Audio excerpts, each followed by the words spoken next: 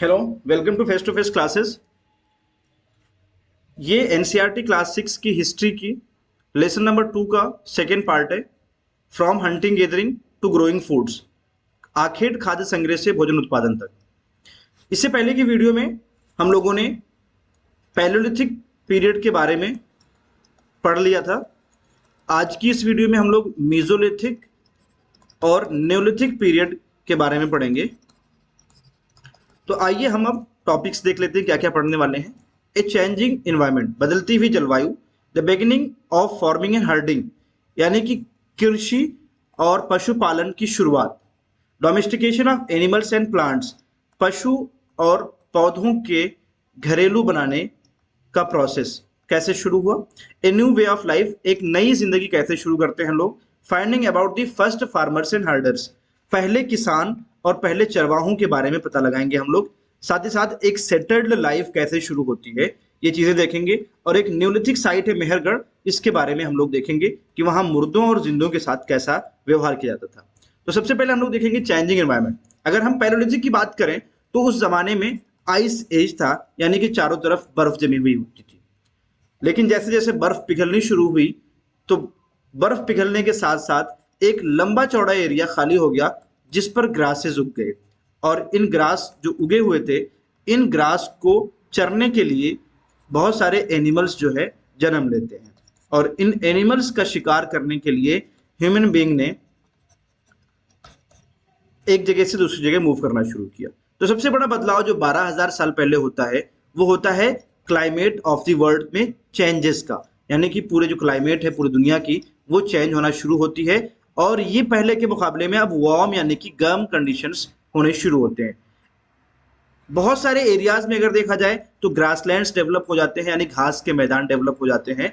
और इसकी वजह से क्या होता है कि जो जानवर हैं जैसे डियर यानी कि हिरन, एंटीलोप बारहसिंगा, गोट, बकरी, शीप, भेड़, कैटल, चौपाए, इस तरह के जो जानवर हैं ये सारे जानवर, इनकी संख्या इंक्रीज होनी शुरू हो जाती है।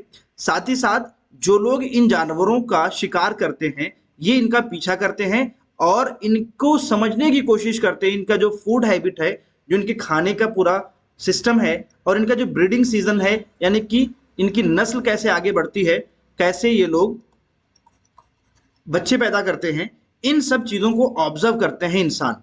और इससे इंसानों को, लोगों को ये मदद मिलती है कि ये इनके बारे में सोचना शुरू करते हैं और फिर इनको झुंड में अपने हर्ट करना शुरू करते हैं। रेयरिंग यानी कि इनको पालना शुरू करते हैं। और इस तरह से फिशिंग भी इस जमाने में इंपॉर्टेंट हो जाता है। तो ये जो पीरियड है ये मीजोलिथिक पीरियड है। और इस पीरियड में जो प्रारंभिक मानव है अब वो थोड़ा सा तरक्की करके इंसानों और प्लांट्स के बारे में, जानवरों के बारे में पढ़ना शुरू करता है, स्टडी करता है। पढ़ता नहीं है बल्कि उनको बहुत करीबी से देखता है कि कैसे कैसे वो अपना खाना खाते हैं और कैसे ये रहते हैं। तो इस तरह से होती है खेती की शुरुआत। खेती की शुरुआत जो होती है ये पहले शुरू में कुछ ऐसे ग्रेन्स उगे हुए दिखते हैं जैसे व्हीट या बार्ली या राइस के, गेहूं, जौ या चावल के। ये अलग अलग पार्ट्स में उगे हुए दिखते हैं।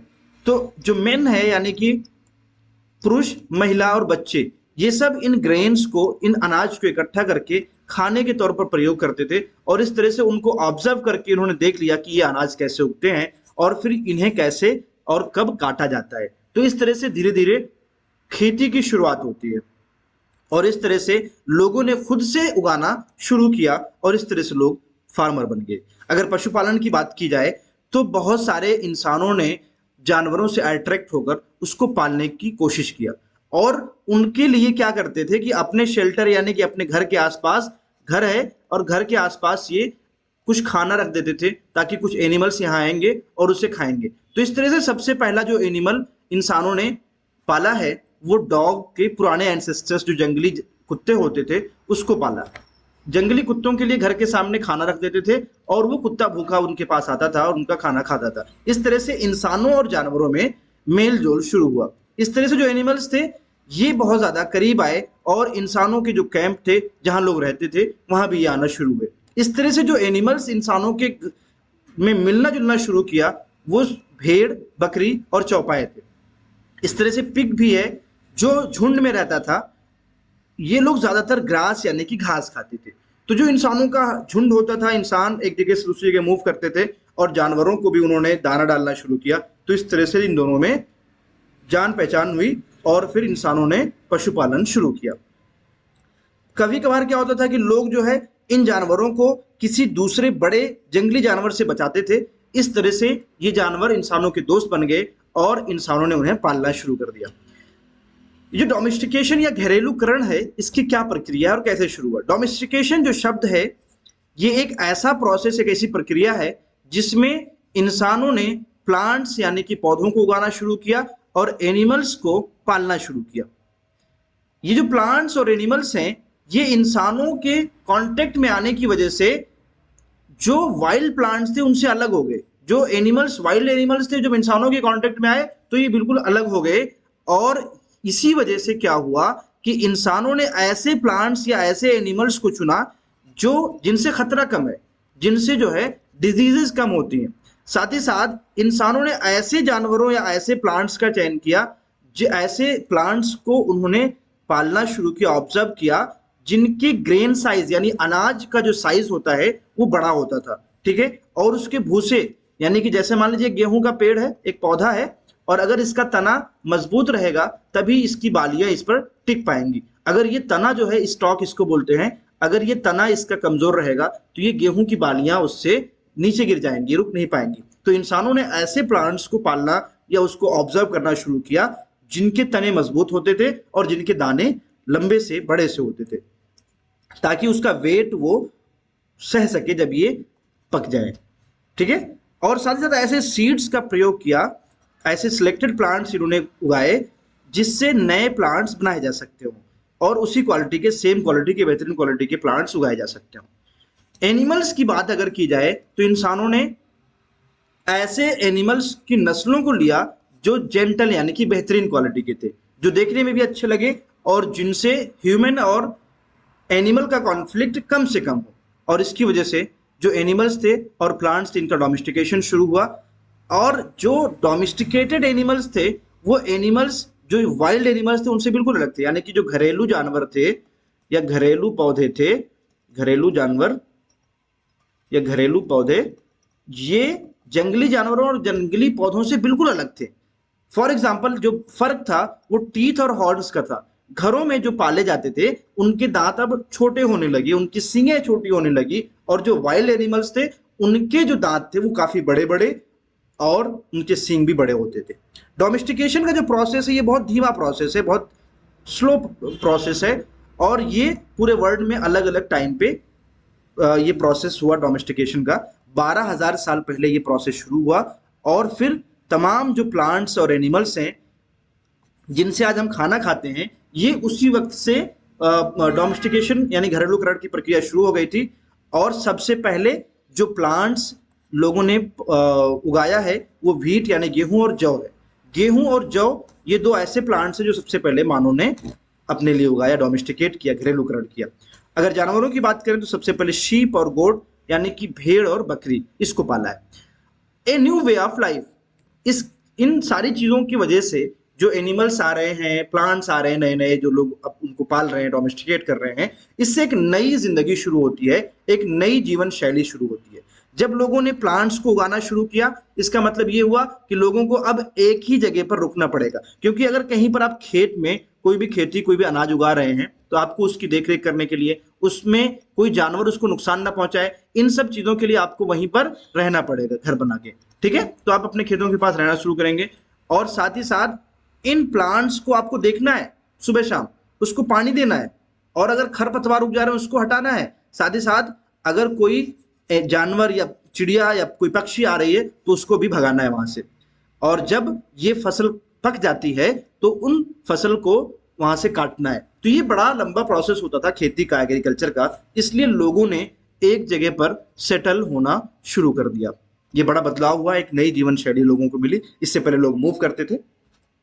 और फिर ये जो ग्रेन है इसको स्टोर करना होता था। एक तो ये है कि इसको खाना है, और जो बचा हुआ अनाज होता था उसको स्टोर करना है। तो स्टोर करने के लिए लोग खाना भी स्टोर करते थे ताकि उसको खा सकें, और साथ ही साथ ये ग्रेन को इसलिए भी स्टोर करते ताकि इसका बीज अगले सीजन में फिर से उगा सकें। तो इस तरह से लोगों को एक बड़ा प्रॉब्लम ये हुआ कि अब इन सीड्स का, इन फूड को कैसे स्टोर किया जाए। तो इन्होंने इन्वेंशन किया पोट्री का, इन्होंने इन्वेंशन किया मिट्टी के बर्तन का। ये पॉट्स, मिट्टी के पॉट्स और बुने हुए बास्केट्स, और फिर कहीं कहीं ये गड्ढा खोदकर उसमें ये अनाज सेव करके रखते थे। Finding out about the first farmers and herders, सबसे पहले आरंभिक कृषक और पशुपालक के बारे में कैसे पता करें। तो कुछ साइट्स हैं जिन्हें हम जहां पर अवशेष मिले हैं, जिनसे हमें पता चलता है कि वहां पर लोग रहते थे। अगर हम पैलोलिथिक पीरियड की बात करें, यहाँ रेड ट्राइंगल देखें, कुरनूल केव्स, हसंगी, भीमबेटका, ये जो है ये एंशियंट साइट्स, पैलोलिथिक साइट्स हैं। अगर हम न्योलिथिक साइट की बात करें हम, तो ये ब्लू कलर से है, चिरंड, कुलदिहवा, महागारा, बुरजाहोम, मेहरगढ़, दजोली हेडिंग, पियमपल्ली, हलूर, ये जो जगह है ये न्योलिथिक साइट्स हैं। इन साइट्स के बारे में हमें पता कैसे चलता है, क्या मेथड होता है। तो यहाँ पर देखिए, to find out whether these sites were settlements of farmers और हर्डर्स, अगर हमें पता लगाना हो कि यहाँ पर किसान निवास करता था या यहाँ पर चरवाहे निवास करते थे, साइंटिस्ट ने क्या किया है, प्लांट्स और बोन्स की स्टडी किया है। जो एविडेंस मिले हैं वहां पर, उसकी स्टडी करने के बाद साइंटिस्ट ने डिसाइड किया है कि ये प्लेस फार्मर्स का प्लेस था या चरवाहों का प्लेस था। सबसे एक बहुत ही एक्साइटिंग फाइंड्स जो मिली है बर्न्ड ग्रेन की, यानी कुछ ऐसे साइट्स भी हैं जहां पर कुछ ऐसे ग्रेन कहीं पर इकट्ठा थे किसी पिट में, किसी गड्ढे में, और अचानक उसमें आग लग गई तो जले हुए हमें अनाज भी कहीं कहीं से मिले हैं। Scientist can identify this grains and so we know that a number of crops were grown in different parts of the subcontinent. Scientist in अनाज की स्टडी करने के बाद आइडेंटिफाई करते हैं कि यहाँ ये कितना साल पुराना है और कैसे यहाँ पर लोग खेती करते थे। साथ ही साथ बोन्स जो एनिमल्स के होते हैं, इससे भी आइडेंटिफाई होता है कि कौन सी साइट कहाँ पर थी। टुवर्ड्स ए सेटल्ड लाइफ, अस्थायी जीवन की ओर, आर्कियोलॉजिस्ट यानी जो लोग जमीन में अवशेषों की स्टडी करते हैं, जो रिमेन्स हैं उनकी स्टडी करते हैं, इनको बहुत सारे झोपड़ियों और घरों के ट्रेसेस मिले हैं, सबूत मिले हैं कुछ जगहों के, कुछ साइट्स के, जिससे इन्होंने कुछ अंदाजा लगाया है। इसी प्रकार का एक बुरजाहोम नाम का एक जगह है जो प्रेजेंट कश्मीर में है। यहाँ पर लोग पिट के हाउसेज यानी गड्ढे में घर बना के रहते थे, और इस तरह से जमीन के अंदर एक गड्ढा बनाया जाता था और फिर अंदर जाने के लिए सीढ़ी होती थी जिससे ये लोग अंदर जाते थे, और कोल्ड वेदर में, ठंड के मौसम में ये लोग उसमें छुप के रहते थे। आर्कियोलॉजिस्ट को ये भी मिला है कि cooking hearth both inside outside of हट, यानी कि खाना पकाने का जो चूल्हा होता है ये घर के अंदर और घर के बाहर भी मिला है। ठीक है, इससे ये बात पता चलती है कि लोग जब ठंड ज्यादा रहती रही होगी तो घर के अंदर ही खाना बना लेते रहे होंगे, और जब मौसम थोड़ा खुला खुला रहता रहा होगा तो लोग घर के बाहर भी खाना बनाते रहे होंगे। ठीक है, तो ये बात हुई बुरजाहोम की। यहाँ पर कुछ टूल्स भी मिले हैं बहुत सारे साइट्स से, और ये जो टूल्स हैं ये पैलोलिथिक साइट के जो टूल्स थे, जो औजार थे पुरा पाषाण काल से, उससे बिल्कुल अलग थे। इसी वजह से इसको न्यूलिथिक कहा गया है। इसमें वो सारे टूल्स थे जो पॉलिश थे, यानी कि चिकने थे, और इनके जो एज थे, किनारे थे, ये कटे हुए थे। ठीक है, चिकने और कटे हुए। Mortars and pestles used for grinding grain, यानी कि जो सिक्का जिसे कहते हैं, ये भी यूज होता था अनाज को ग्रिंड करने के लिए, पीसने के लिए, और प्लांट्स को प्रोड्यूस करने के लिए।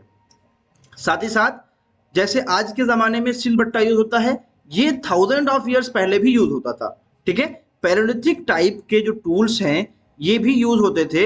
ऐसा नहीं है कि जब न्यूलिथिक टाइम आया तो पैलोलिथिक या मेसोलिथिक टाइम के जो टूल्स थे वो यूज होने बंद हो गए। पुराने जमाने के टूल्स भी यूज होते थे और नए जमाने के भी नए नए किस्म के औजार भी आ गए थे। इसी तरह से अगर हम देखें तो अर्थन पॉट्स यानी कि मिट्टी के बने हुए बर्तन और घड़े हमें मिलते हैं, और बहुत सारे बर्तनों पर तो डेकोरेशन भी मिलती है हमें। ठीक है, ये जो होते थे ये कोई भी सामान है उसको स्टोर करने के लिए प्रयोग किया जाता था। पहले लोगों ने इन पॉट्स में, इन बर्तनों में खाना बनाना शुरू किया, कुकिंग फूड। खासतौर से इसमें राइस, व्हीट और लेंटिल, दाल वगैरह बनाते थे। और बाद में इसमें जो है कपड़े, इन्होंने जो है इनमें चीज़ों को रखना शुरू किया। बाद में इसमें कपड़े भी रखते थे और बहुत सारे तरह के मटेरियल भी, जैसे कॉटन, बाद में इसको उगाते थे। यानी कि जो बीज होते थे, जो सीड्स होते थे, वो सब भी इसमें स्टोर करके रखा जाता था। अब अगर हम लोग मेहरगढ़ के बारे में बात करें, मेहरगढ़ आप लोग मैप में देख सकते हैं, ये लोकेशन है मेहरगढ़ की। इससे पहले हम लोगों ने बुर्गा होम के बारे में पढ़ा, जहां पर पिट ड्वेलिंग थी, यानी कि गड्ढे में लोग घर बना के रहते थे। अब मेहरगढ़ जो है, यहाँ पर इसका हम सूक्ष्म निरीक्षण करेंगे। सबसे पहले देखिए कि जो साइट है मेहरगढ़ का, ये फर्टाइल प्लेन बोलन पास है, जो कि ईरान के रास्ते पर है। अब देखेंगे कि ये जो बॉर्डर है, ये पाकिस्तान और ईरान का बॉर्डर है, पाकिस्तान और अफगानिस्तान का बॉर्डर है, और यहां से फिर ये ईरान की तरफ रास्ता जाता है। तो ये जो रास्ता है ईरान वाला, इस रास्ते पर ये सिचुएटेड है। मेहरगढ़ जो है, ये उन जगहों में से एक है जिन्होंने सबसे पहले गेहूं और जौ उगाना शुरू किया।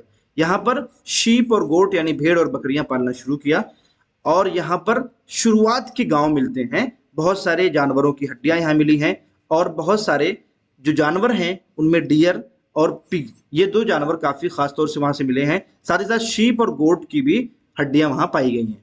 अब अगर घर के बारे में अगर बात करें हम मेहरगढ़ के, तो हमें कुछ ऐसे रिमेन्स मिले हैं जिससे पता चलता है कि उस समय के जो हाउसेस होते थे वो स्क्वायर में होते थे या रेक्टेंगुलर में होते थे, और 4 पार्ट्स में डिवाइडेड 4 कंपार्टमेंट्स दिखाए गए हैं। इसमें से कुछ ऐसे कमरे होते थे जो फूड ग्रेन्स यानी कि अनाज को स्टोर करने के लिए ये कमरा होता था, और कुछ कमरे जहां खाना बनाने की चीज होती थी, और कुछ कमरे ऐसे होते थे जहां पर रहने के लिए प्रयोग किया जाता था। जैसे अगर हम देखें, जब लोग मर जाते थे मेहरगढ़ में, तो उनके जो रिलेटिव्स और फ्रेंड्स थे, जो उनके दोस्त और रिश्तेदार थे, वो उनकी बड़ी इज्जत करते थे मरने के बाद। और लोग जो है, इन लोगों का ये बिलीफ था कि मरने के बाद भी ये जो है इन्हें जिंदगी मिलेगी, और इस तरह से वो उनके लिए पहले से इंतजाम कर देते थे। बहुत सारे ऐसे कब्रें मिली हैं, बरियल साइट्स मिली हैं मेहरगढ़ में, जहां पर दिखाया गया है कि डेड पर्सन के साथ में बकरी, गोट्स को भी दफन किया गया है। इसका मतलब ये है कि उनका ये मानना था कि अगले जन्म में जब वो फिर दोबारा जिंदा होंगे, तो ये जो बकरी या गोट्स है, ये उनके खाने के काम आएगा। आप देख सकते हैं यहाँ पर एक बरियल है, एक दफन किया गया एक मानव है, और उसके साथ में कुछ एनिमल्स भी दफन किए गए हैं, यानी कि बकरी के ये हड्डियां हैं जो इंसान की हड्डी के साथ मिले हैं। इससे पता चलता है कि लोग जो है इंसानों के साथ एनिमल्स को भी दफन करते थे। तो आज के लिए इतना ही। Thanks for watching, like the video and comment below. If you haven't subscribed our channel, please subscribe the channel. Thank you so much.